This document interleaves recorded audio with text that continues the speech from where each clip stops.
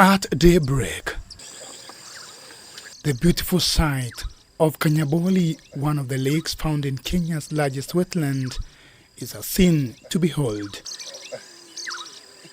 Villages in Alego Osunga in Siaya County are waking up to a new day. In the papyrus and reeds, birds are singing their beautiful tunes in their nests.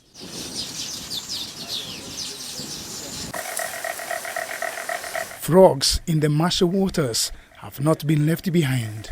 What they did not know is that their tune could be cut short should a plan to turn more than 16,000 acres of the wetland into farmland are actualized.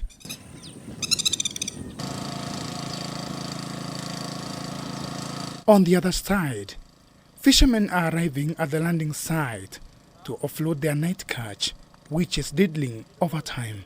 Saa zingine ile net ndio natoa samaki ndogo, saa zingine ndio natoa samaki kubwa kubwa kama ile kamongo. Sijui kama umejua ile kamongo. Yala Swamp is the largest swamp in Kenya, serving more than 300,000 people in Busia and Siaya counties. It acts as a filter for water from River Yala entering Lake Victoria, where you have human activities, agriculture, residential. So the river comes down with silt, it comes with even chemicals from the agricultural activities, and the Yara swamp acts as the filter. This one stops whatever is coming, either in terms of the sediment, in terms of the chemical pollutions, from getting direct into the lake. It is an internationally recognized key biodiversity area, as it is home to the endangered Sitatunga antelope and other mammals like the velvet monkey, wild pig, and the genet cat. You will find hundreds of bird species within the swamp, making it a bird watching area. Lake Nabonyo and Lake Sare are also part of the swamp. At Alego Usonga in Siaya County, Mzee Olo takes us into a section of the swamp which has dried up over time. Crops are withering despite the fact that they are planted within the swamp. Here, locals move inside the swamp in search of firewood, farming and livestock grazing. According to the residents, as far as the eyes can see, it was all covered by reeds and water. But today, the situation is different. With an increase in population and need for food and pasture, the swamp is experiencing pressure which, if not quickly addressed, could lead to its extinction in the near future, according to conservationists. One of the biggest threats is the encroachment. We have burning of the swamp, we have clearing of the swamp, we have pollution taking place. The people who do large-scale farming use chemicals. And then we also have even the people who do, those who do fishing, the fish farmers. When they want to harvest a lot of fish, they also use poison at times to get a good catch. From a distance, smoke billows from the reeds deep inside the wetland. We understand that it is an indication of land being prepared for farming. Farmers clear them, then they do drainage. They drain the water so that the land can be exposed to be able to allow them do agriculture favorably. Not too far from the swamp, at Charles Olo's home, his borehole is slowly drying up as groundwater in the villages around the swamp is also affected. According to Olo, when an American farm by the name Dominion Farms began operations in the area in 2004, that is when things began to change. Hapo juu Dominion alipoenda kuchukua mashamba za watu ya Kadenge. Kadenge ni Central Alego hapo. Alichukua mashamba ambao community walikuwa wanatumia. Yeye alikuwa na vita kule. Nasi huku tunaweza sema ni baraka ya Mungu, ni kwa sababu alipokausha maji kule kuanzia 02 03 mpaka 09 sisi tukapata hapa sasa. Tukapata sasa hapa imekauka. Ilitufurahisha sana sababu naweza sema mwenye alitupatia manufaa ni Dominion kukausha kule juu. Alipokausha kule juu na hapa pia ikakauka na tukaingia kulima. Dominion Farms was operating on 3,700 hectares of the swamp, planting rice, sugarcane, banana, among other crops. It has ceased operations in 2017, citing political interference, and handed over the operations to another company by the name Lake Agro Limited. However, in October 2020, the National Lands Commission issued a gazette notice notifying the public of a plan to hive out another 16,713.57 acres of the wetland in favor of Lake Agro Limited for extension of its agricultural activities in the wetland. Kusema ukweli, kazi hiyo ikianza, hatutaona ndege hapa. Sababu haya ni ndege ambazo maisha yao ni maji. Tulipokuwa kule upande wa Usongo uliona vile zinachezea maji. Na sasa chukua picha ya kwamba mtu amedrain hiyo maji, amelima hapo imekuwa shamba. Ni ndege ambao hajazoea kuishi kwa miwa, sababu kazi ya Lake Agro ni miwa.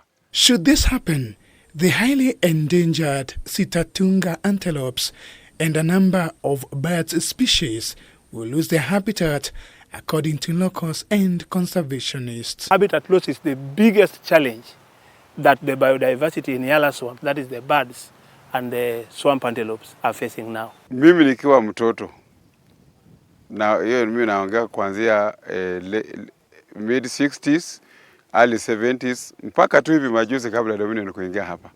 Eneo hili lote ya Yala swamp ilikuwa ni makao ya Sitatunga.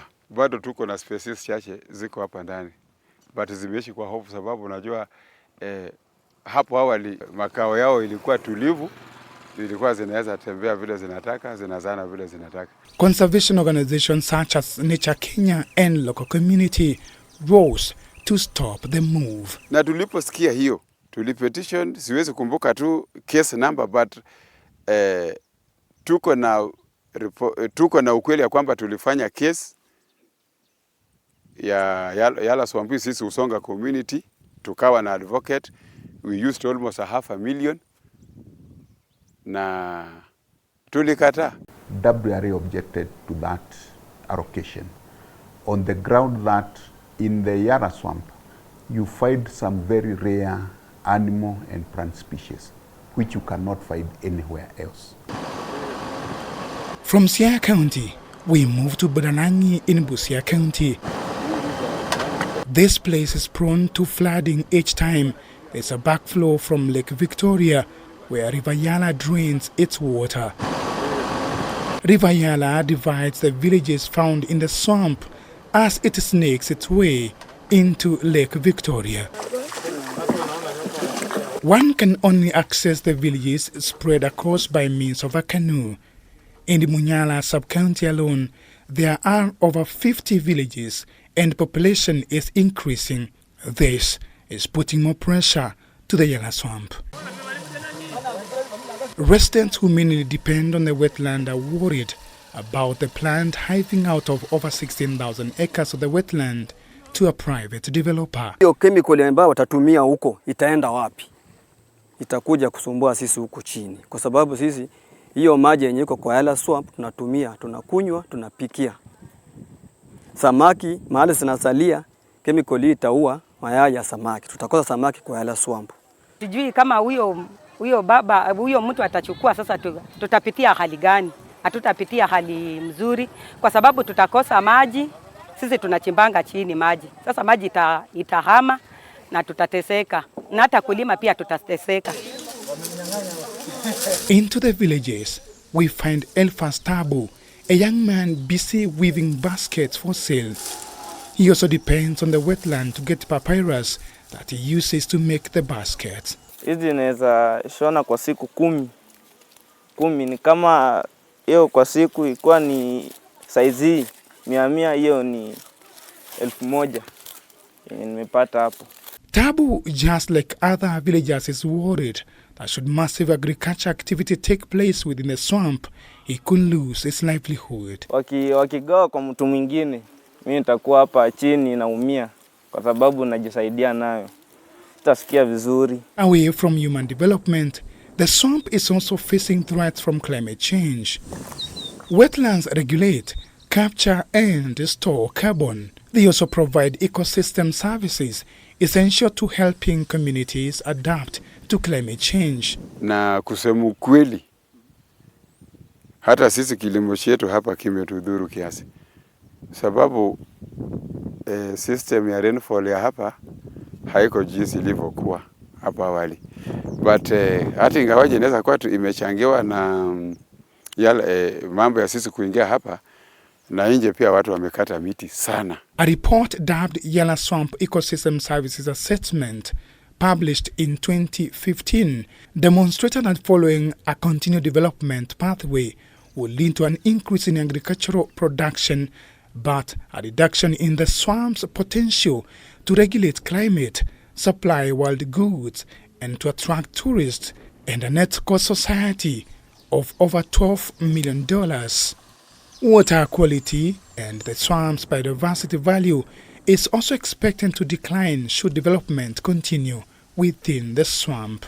Tunasema kwa sababu umri yetu inaelekea, lakini sasa uzazi unaokuja huko mbeleni utaathirika zaidi kwa sababu hakutakuwa na njia mbadala. Yala Swamp stores over 15 million tons of carbon, with about 90% of it being in the papyrus vegetation areas. Continued destruction of the papyrus threatens its ability to store carbon. As much as the Yala Swamp is the biggest freshwater wetland in the country, it is yet to be gazetted for maximum protection. It's almost 17,000 hectares.